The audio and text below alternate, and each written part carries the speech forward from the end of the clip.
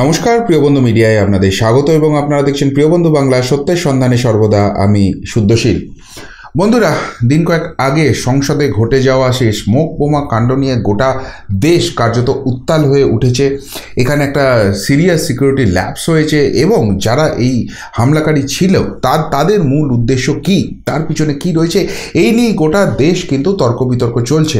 কিন্তু এর মাঝখানে একটা বড় আপডেট উঠে এলো, তা হচ্ছে এক তৃণমূল বিধায়ককে নিয়ে। এই ঘটনার সঙ্গে তৃণমূল কংগ্রেসের কী যোগ রয়েছে, সেই বিধায়কের কী যোগ রয়েছে, পুরো প্ল্যানটাই কি তার মস্তিষ্ক প্রসূত, তিনি এখানে কোথাও কি মদত দিচ্ছেন এবং এর পিছনে কি দেশদ্রোহিতার কোনো ব্যাপার রয়েছে। এবার কিন্তু তদন্তের এই অ্যাঙ্গেলটা উঠে চলে এলো।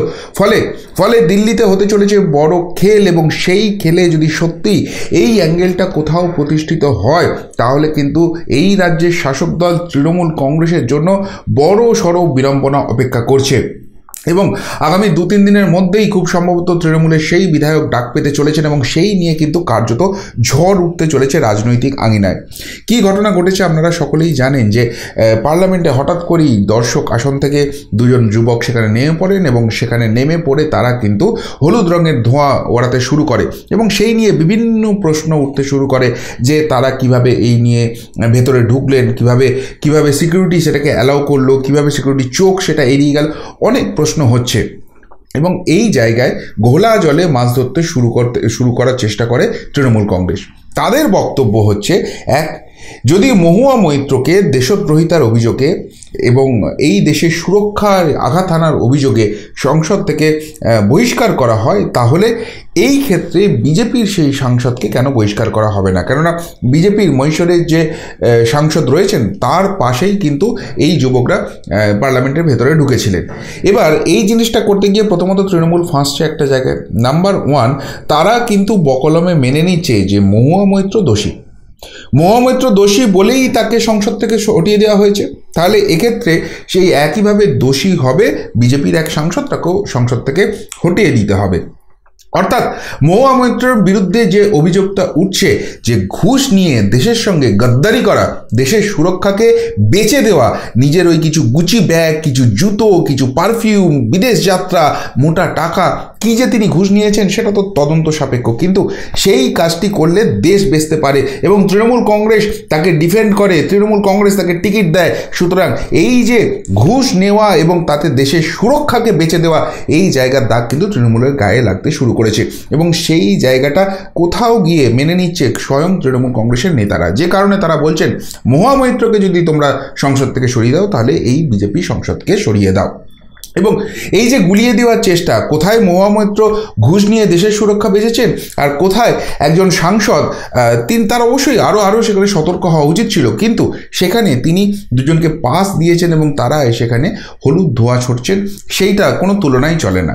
এবার এই নিয়ে প্রতিবাদ করতে গিয়ে প্রতিবাদের নামে অসভ্যতা করে তৃণমূলের সাংসদ ডেরেক ওব্রায়েন, তাকেও কিন্তু রাজ্যসভা থেকে সাসপেন্ডেড হতে হয়েছে এবং সেটা নিয়েও চর্চা চলছে। এর মাঝখানে যেটা অবভিয়াসলি শাসকের দিকে আঙুল উঠছে, দিল্লি সরকারের দিকে আঙুল উঠছে এবং নরেন্দ্র মোদী সরকার, অমিত শাহ, সকলের দিকেই আঙুল উঠছে যে এই সুরক্ষার ব্রিজটা হলো কী করে। এটা তো নতুন সংসদ ভবনে কিছুতেই মেনে নেওয়া যায় না।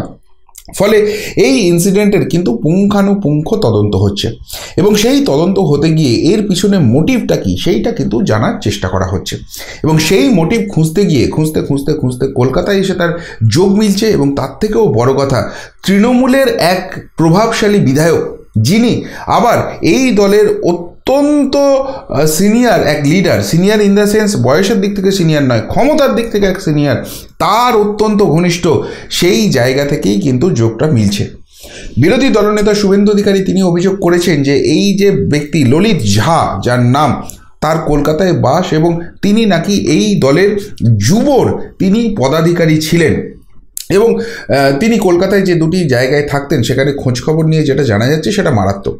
এই ললিত ঝা লকডাউনের সময়ে তার অর্থনৈতিক অবস্থা এতটাই খারাপ ছিল যে তাকে সবজি বিক্রি করতে হয়েছে। টিউশন করতেন, সেই হিসেবে কোনো কাজকর্ম ছিল না। এবার হঠাৎ করে কোথা থেকে এত টাকা পয়সা পেয়ে গেলেন যে যেখান থেকে এইভাবে সংগঠন খাড়া করলেন এবং সেই জায়গায় পার্লামেন্টে হামলার মতো একটা ছক তিনি করে ফেললেন।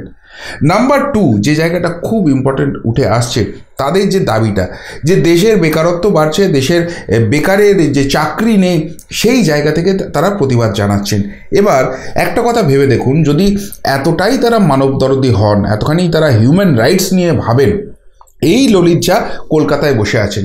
এই কলকাতা যেখানে ভারতবর্ষের শিক্ষার ক্ষেত্রে, শিক্ষক নিয়োগের ক্ষেত্রে সর্ববৃহৎ দুর্নীতি হয়েছে এবং 1000 দিনের উপর এই বাংলার শিক্ষিত ছেলে মেয়েগুলো রাস্তায় বসে আছে।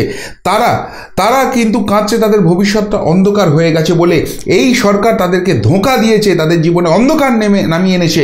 এবং শুধুমাত্র তাই নয়, তাদের যে প্রাপ্য চাকরিটা সেটা অযোগ্যদের হাতে কিলো দরে লক্ষ লক্ষ টাকা ঘুষ নিয়ে বেঁচে দিয়েছে। ফলে আমাদের আগামী প্রজন্ম তারা কিন্তু একটা অন্ধকার দিকে চলে যাচ্ছে, একটা বিকলাঙ্গ সমাজ তৈরি হওয়ার দিকে পশ্চিমবঙ্গ এগোচ্ছে। অথচ এই কলকাতার বুকে বসে সেই ললিত ঝার একবারও কিন্তু তাদের নিয়ে কোনো কাঁদুনি হয়নি, একবারও তাদের প্রতি কোনো সহানুভূতি জেগে ওঠেনি। এতখানি মানবদরদী। অর্থাৎ এই যে প্রোপাগান্ডাটা যে চাকরি পায়নি এবং সেই জন্য এই প্রতিবাদ, দেশের বেকারত্ব বাড়ছে এই নিয়ে যে প্রতিবাদ, এটা পুরোটাই ভুয়ো, পুরোটাই ভণ্ড, পুরোটাই ক্রিয়েটেড। যদি সেটা হতো সবথেকে বেশি প্রতিবাদ তারা এই মমতা সরকারের বিরুদ্ধে করতেন, কিন্তু সেটা তারা করেননি। তাহলে কি ওই বিধায়কের অঙ্গুলি হেলনে এবং সেই বিধায়ক কি সেই সর্বোচ্চ ক্ষমতাশালীর অঙ্গুলি হেলনে এই পুরো জিনিসটা করেছেন, এই মাস্টারপিসটা ক্রিয়েট করেছেন? কেননা এই ঘটনা ঘটার 2 দিন আগে অবধি এই ললিত ঝায়ের কলকাতায় থাকা ছিল এবং কলকাতায় এমন একটা জায়গায় রয়েছেন, সেই সর্বোচ্চ প্রভাবশালী সার্কেলের মধ্যে তিনি থাকছেন। যে জায়গাটায় থাকছেন সেই সর্বোচ্চ প্রভাবশালীর কাছাকাছি অঞ্চল, তাহলে কি সব প্ল্যানটা সেইখান থেকে করা হয়েছিল? এবং দেখুন আরেকটা জায়গা উঠে আসছে, এইখানে যে মহিলাটি আছে তার 42 বছর বয়স, চাকরি পায়নি বলে সে কান্নাকাটি করছে। 42 বছর ধরে সে কি করছিল? আমি ধরে নিলাম নরেন্দ্র মোদী জামানা অত্যন্ত খারাপ, নরেন্দ্র মোদী অত্যন্ত অন্যায় করছেন, কাউকে কাজ দিতে পারছেন না, দেশের বেকারত্ব বাড়িয়ে দিচ্ছেন। তাহলে নরেন্দ্র মোদী আসার আগে 9টা বছর, অর্থাৎ তখন তার বয়স ছিল 33 বছর। তাহলে সেই সময় তো কংগ্রেসের জামানা ছিল, সেই কংগ্রেসের জামানায় যে চাকরি হয়নি সেই দিকে কে আঙুল তুলবে? এবং দেখা যাচ্ছে কংগ্রেসের প্রচারে সেই মহিলাকে খুঁজে পাওয়া যাচ্ছে। তাহলে 2 2 4 কিন্তু অনেক কিছু ইকুয়েশন তৈরি হয়ে যাচ্ছে। বেছে বেছে তাদেরই রিক্রুট করা হয়েছে। ওই বলে না সেটিং তত্ত্ব, দেখুন সেটিং তত্ত্বটা কিভাবে খাচ্ছে কংগ্রেস, এখানে তাদেরকে কিভাবে সাহায্য করছে যাতে এমন একটা হাওয়া তোলা যায় যে মোদির বদনাম করা যেতে পারে, প্রধানমন্ত্রীর বদনাম করা যেতে পারে, দেশের বদনাম করা যেতে পারে, দেশের সুরক্ষা নিয়ে প্রশ্ন তুলে দেওয়া যেতে পারে। এরা সবাই তো ওই ইন্ডি নামক পিন্ডি জোটের অংশ। একে অপরকে কিভাবে সাপ্লাই করছে সেই সাপ্লাই চেনটা তো সামনে আসছে, সেটাই কিন্তু তদন্ত করে এবার দেখা হচ্ছে। এবং সবথেকে বড় কথা, এইখানে এত যে এরা বড় বড় কথা বলছে, দেশদ্রোহিতার কথা বলছে, একটা জিনিস দেখুন, মধ্যপ্রদেশ, রাজস্থান, ছত্তিশগড় যেখানে নাকি কংগ্রেস ক্ষমতায় আসবে এবং সেই জায়গাটা এলেই মোদী সরকারকে আক্রমণের জায়গা করা হতো যে দেখো ইন্ডি জোট তৈরি হয়েছে, তার ফলে মোদী সরকার ভেসে যাচ্ছে, 2024-এ আমরাই ক্ষমতায় আসছি। এই হাওয়াটা তোলার জন্য কিন্তু বসেছিল ইন্ডি জোটের এইসব মাতব্বররা। কিন্তু দেখা গেল মোদী হাওয়ায় সব জায়গায় খড়কুটোর মতো উড়ে গেল ইন্ডি জোট এবং সেই জায়গায় দাঁড়িয়ে বিজনেস মহল থেকে শুরু করে সাধারণ মানুষ সকলের মধ্যেই এই আস্থাটা প্রকট হয়ে গেছে যে 2024-এ নরেন্দ্র মোদী তৃতীয়বারের জন্য ক্ষমতায় আসার সময়ের অপেক্ষা। কিন্তু সেই জায়গায় কত আসন নিয়ে তারা ক্ষমতায় আসবে, এই জায়গাটাই হচ্ছে এখন চিন্তার বিষয় বা এই জায়গাটাই ভাববার বিষয়। এখন এই জায়গা থেকে নরেন্দ্র মোদী সরকারকে বদনাম করার জন্যই কি এটা সোজা সামজা প্ল্যান? এই সুরক্ষা নিয়ে প্রশ্ন তুলে দেওয়া, কেননা যে মুহূর্তে এই ঘটনাটা ঘটলো সেই মুহূর্তে তৃণমূল কংগ্রেসের সোচ্চার প্রতিবাদ হয়ে গেল। মহুয়া মৈত্রর দেশবিরোধী, দেশকে বেঁচে দেওয়া, দেশের সুরক্ষাকে একদম শিখেই তুলে দেওয়ার যে ব্যবস্থা, তার সঙ্গে এই ঘটনাকে জড়িয়ে দেওয়া, তাহলে কি এটা কোথাও গিয়ে গুলিয়ে দেওয়ার চেষ্টা? এর পাশাপাশি আরেকটা খুব ইম্পর্টেন্ট জায়গা উঠে আসছে, সেটা হচ্ছে দেশের যে দুর্নীতি বিরোধী অভিযান, নরেন্দ্র মোদী সরকার কিন্তু একদম ফুল ফোর্সে এগিয়ে যাচ্ছে, বলতে পারেন ফাইনাল ল্যাপে আছে। এবং এই ল্যাপেই কিন্তু সর্বোচ্চ স্তরের সেই ভণ্ডরা, সর্বোচ্চ স্তরে সেই চোর চিটিংবাজ ফেরেববাজরা, তাদেরকে জেলে পোড়ার পালা। আর সেই জায়গাটাকে গুলিয়ে দিতেই কি এইটা প্ল্যান করা হচ্ছে, যার সঙ্গে কলকাতার যোগ পাওয়া যাচ্ছে, যার সঙ্গে এই রাজ্যের শাসক দলে এক প্রভাবশালী বিধায়কের যোগ পাওয়া যাচ্ছে এবং সেই বিধায়কের সঙ্গে ওই ক্ষমতা সম্পন্ন প্রভাবশালীর যোগ পাওয়া যাচ্ছে যে একদম শীর্ষ নেতৃত্বে বসে রয়েছে। সেই জায়গাটা কি গুলিয়ে দেওয়ার চেষ্টা, যে দেখো এরকম একটা সুরক্ষার ব্রিচ হয়েছিল, সেই জায়গায় আমরা প্রতিবাদ করেছিলাম, আর সেই প্রতিবাদের মুখ বন্ধ করতে আমাদেরকে জেলে ঢোকানো হচ্ছে। আমাদের কোনো দুর্নীতির জন্য জেলে পোড়ানো হয়নি, কেননা আমরা তো সব ডেটল জলে ধোয়া তুলসী পাতা।